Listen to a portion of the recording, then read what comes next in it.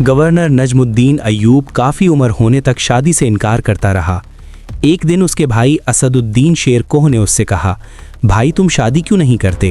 نجم الدین نے جواب دیا، میں کسی کو اپنے قابل نہیں سمجھتا۔ یہ سن کر اسد الدین نے کہا، میں آپ کے لیے رشتہ مانگوں؟ کس کا؟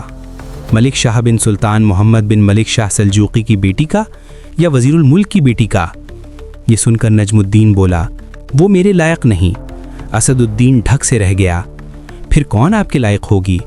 نجم الدین نے جواب دیا، مجھے ایسی نیک بیوی چاہیے جو میرا ہاتھ پکڑ کر مجھے جنت میں لے جائے اور اس سے میرا ایک ایسا بیٹا پیدا ہو جس کی وہ بہترین تربیت کرے، وہ شاہ سوار ہو اور مسلمانوں کا قبلہ اول واپس لے۔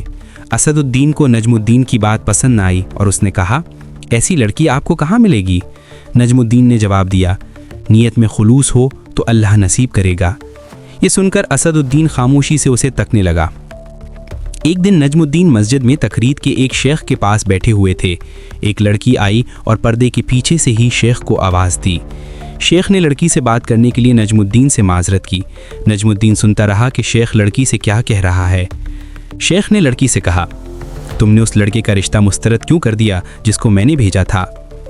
اے ہمارے شیخ اور مفتی، وہ لڑکا واقعی خوبصورت اور رتبے والا تھا مگر میرے لائق نہیں تھا۔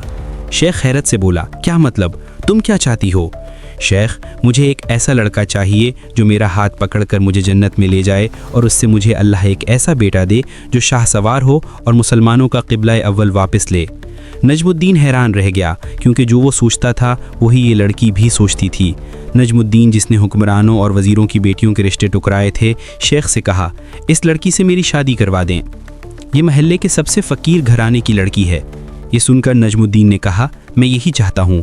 پھر نجم الدین نے اس فقیر متقی لڑکی سے شادی کر لی اور اسی سے وہ شاہ سوار پیدا ہوا جسے دنیا سلطان صلاح الدین ایوبی رحمۃ اللہ علیہ کے نام سے جانتی ہے، جنہوں نے مسلمانوں کے قبلہ اول بیت المقدس کو آزاد کروایا۔